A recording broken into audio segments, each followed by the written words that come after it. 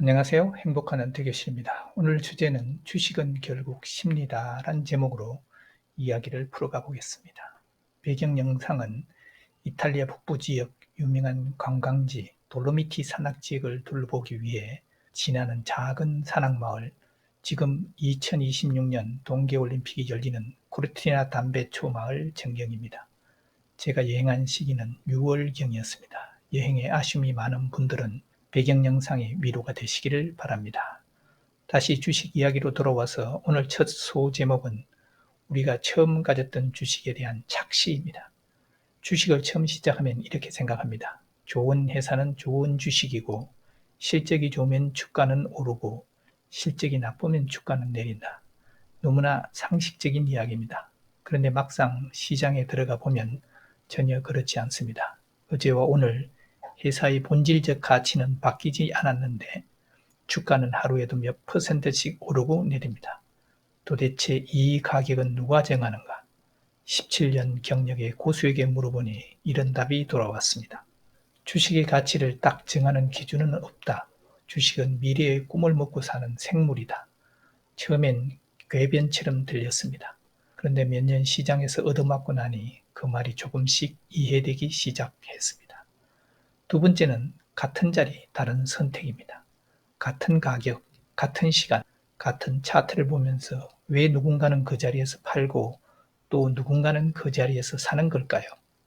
누군가는 더 내려갈 것 같다고 하며 던지고 또 누군가는 여기서 반등할 것 같다고 하며 담습니다. 정보는 비슷합니다. 차트도 같습니다. 뉴스도 같습니다. 다른 건 단 하나입니다. 바로 개별적인 사람들의 심리입니다. 세 번째는 주식이 처음에는 기법 같지만 이런 것을 보면 결국 신법입니다.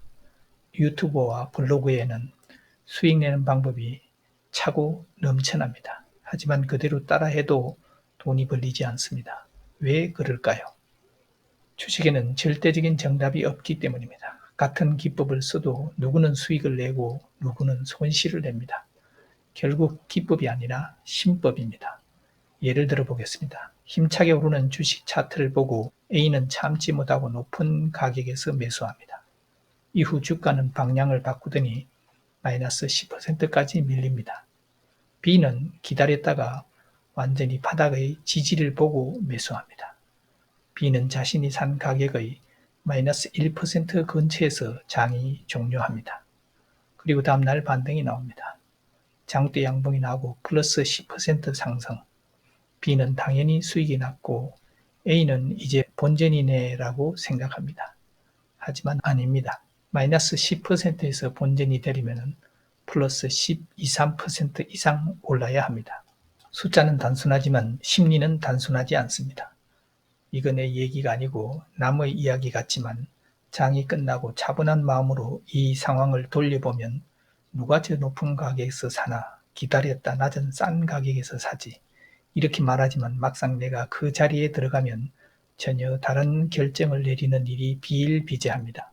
이처럼 사람의 심리는 참 복잡하고 변덕도 심합니다. 네 번째는 주식은 인간의 본성과 싸움입니다. 고수는 이렇게 말합니다. 주식은 인간의 본성을 이겨야 수익이 난다. 인간의 본성은 욕심, 탐욕, 조급함. 우리는 큰 돈을 벌고 싶어 시장에 들어옵니다. 욕심이 없다는 말은 거짓말입니다. 그러나 욕심을 완전히 없앨 수는 없어도 줄일 수는 있습니다. 제가 정한 기준은 단순합니다. 수익이 나면 적당히 먹고 나온다. 수익이 나면 절반은 매도합니다. 나머지는 분할 매도합니다.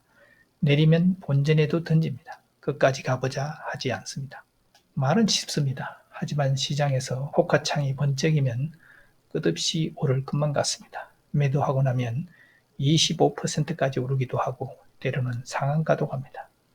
그때 계산기를 두드립니다. 아, 조금만 더 들고 있었으면 큰 돈을 벌었을 텐데. 이 생각은 결국 주식 매매에 아주 강한 독이 됩니다. 그 학습 효과로 다음에는 안 팝니다. 그런데 이번에는 15%에서 긴 윗꼬리를 남기고 2, 3% 밑까지 밀립니다.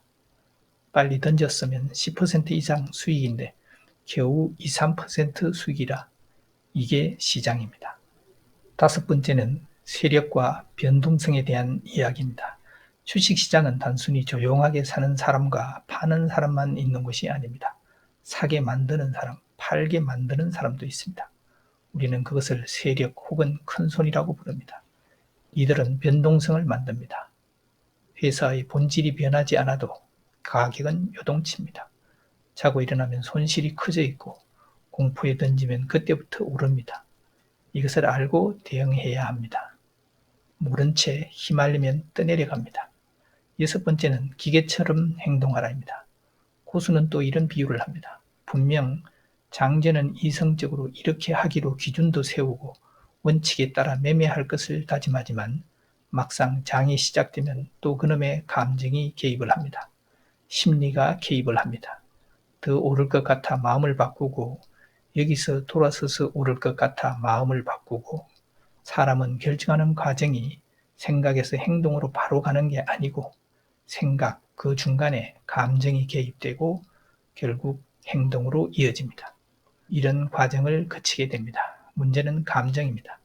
이 단계에서 빛이 굴절되듯이 감정으로 인해 결정이 틀어집니다. 하지만 기계는 정보를 입력하면 바로 실행입니다. 중간에 감정이 없습니다. 그래서 답은 이것입니다. 기준을 정하고 최대한 감정을 배제하고 기계적으로 실행하라입니다. 손절 라인을 정했다면 지킵니다. 목표 수익에 도달하면 팝니다. 원하는 패턴이 나오면 삽니다. 복잡하게 생각하지 않습니다. 7번째는 복리의 진짜 의미입니다. 고수들은 복리를 말합니다. 꾸준히 번다고요? 매일 월급처럼 들어온다는 뜻이 아닙니다. 어쩌다 크게 벌고 평소엔 평타치고 가끔은 크게 손절하고 그것을 평균하니 월 수익이 나는 것입니다. 처음부터 매달 얼마씩 벌어야지 이 생각이 또 다른 욕심을 만듭니다. 기준도 세우고 원칙도 세워 기계적으로 한다는 시스템을 만들었는데 하루 얼마를 벌겠다. 얼마만 더 채우면 딱 떨어지는 20만 원이다. 2만 원을 더 벌겠다고 욕심부리다. 그날 번 돈 모두를 날리기도 합니다. 마지막 8번째로 한 가지 기가 막히는 주식시장 심리 이야기를 드려보도록 하겠습니다. 매수 매도의 심리를 비유한 칠면조 이야기입니다.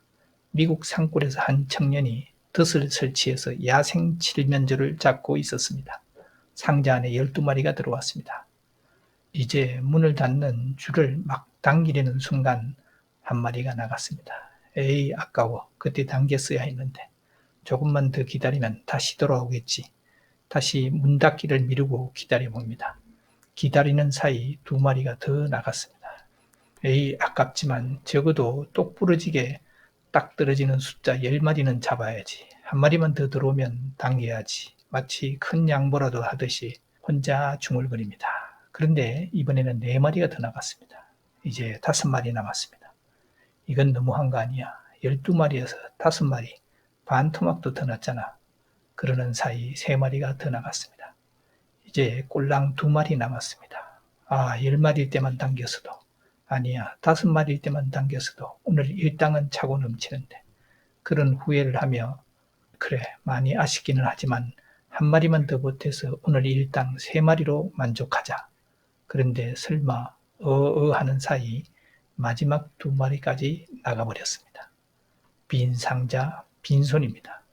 주식시장에서 우리가 흔히 만나는 하룻밤 꿈으로 겪는 많은 경험입니다.